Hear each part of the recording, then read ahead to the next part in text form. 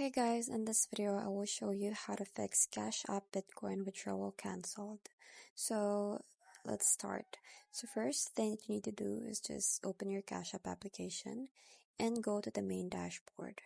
So just tap on the activity tab represented by a clock icon at the bottom right corner. So this one.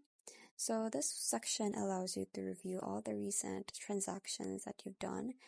So you just have to locate the transaction that was declined or canceled. So these transactions are typically labeled as declined or not confirmed. Now once you find the specific transaction, you just have to click on it or tap on it.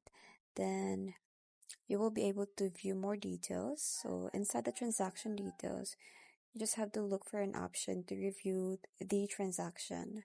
So tap on the review button to proceed Cash App to proceed. And then after that, Cash App may ask you to confirm whether you initiated this transaction.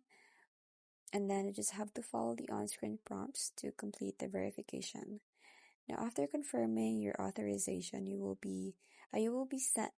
see a green button labeled "Looks Good" or "Confirm Transaction."